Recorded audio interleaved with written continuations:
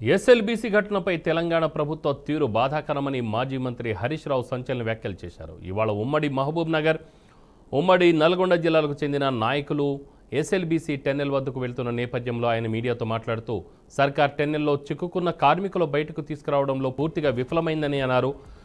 ప్రమాదం జరిగి 5 రోజులు గడుస్తున్న సహాయక చర్యల్లో ఎలాంటి పురోగతి లేదని కామెంట్ చేశారు.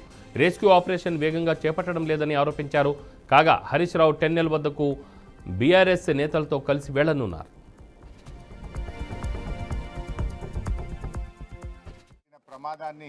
ఎస్ఎల్బీసీ ప్రాజెక్టులో జరిగిన ప్రమాదాన్ని నివారించడంలో కానీ సహాయక చర్యలు చేపట్టడంలో ప్రభుత్వం దారుణంగా విఫలమైంది. దాదాపు ఇవాళటికి 5 రోజులు పూర్తవుతున్నప్పటికీ సహాయక చర్యలు కనీసం ప్రారంభం కాలేదు. అంటే వివిధ ఏజెన్సీల మధ్య సమన్వయాన్ని సాధించడంలో కూడా ప్రభుత్వం ఫెయిల్ అయిపోయింది.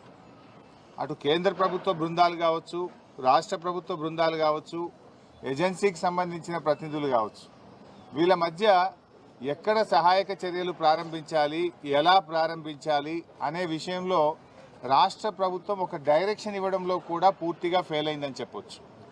మంత్రులు అక్కడికి వెళ్ళి హెలికాప్టర్లో, టీవీలలో ఇంటర్వ్యూలు ఇవ్వడం మీద పోటీ పడుతున్నారు తప్ప సహాయక చర్యలను ముమ్మరం చేయడంలో పూర్తిగా ఫెయిల్ అయిపోయారు. అది పైనుంచి హెలికాప్టర్లో చూస్తే సొరంగం లోపల ఏమన్నా ప్రత్యేకంగా చూడడానికి వీళ్ళకి ఏమైనా ఎక్స్రే కెమెరాలు కళ్ళు గిట్ట ఉన్నాయా? ఆ హెలికాప్టర్లో చక్కర్లు కొట్టుడు, టీవీలో ఇంటర్వ్యూలు ఏందో నాకైతే అర్థం కాలేదు. మీరు కనీసం ఇలా 5 రోజులు అయింది. ప్రతి నిమిషం కూడా చాలా ముఖ్యమైనటువంటిది.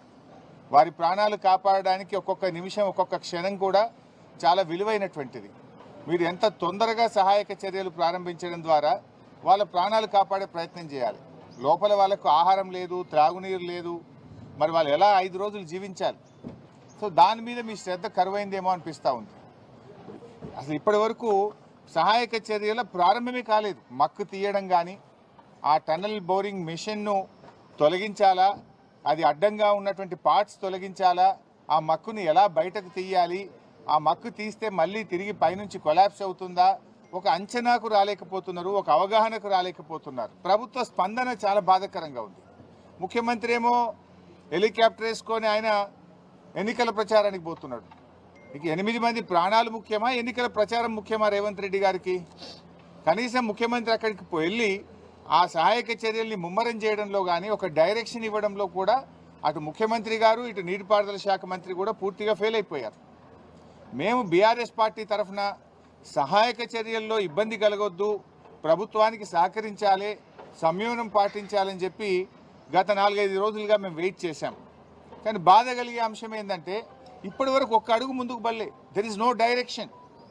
మేము రాజకీయాలు చేయకుండా సంయమనంగా, గంభీరంగా వాళ్ళ ప్రాణాలు కాపాడాలని బీఆర్ఎస్ సహకరిస్తూ ఉంటే, ఉత్తమ్ కుమార్ రెడ్డి గారు టనల్ దగ్గర కూర్చొని ప్రమాదం జరిగిన సంఘటన దగ్గర నుంచి బీఆర్ఎస్ మీద బురద జల్లే ప్రయత్నం, ఢిల్లీలో కూర్చొని రేవంత్ రెడ్డి ఎస్ఎల్బీసీ సొరంగంలో బీఆర్ఎస్ మీద బురద జల్లే ప్రయత్నం చేస్తుంటాడు.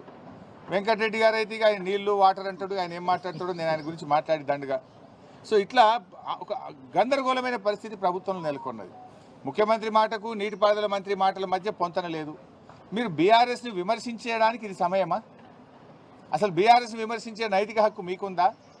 అంటే తమ తప్పును కప్పిపుచ్చుకోవడానికి ఇతరుల మీద నెపం నెట్టే ప్రయత్నం చేస్తున్నారు. ఎస్ఎల్బీసీ ప్రాజెక్టులో జరిగిన ప్రమాదాన్ని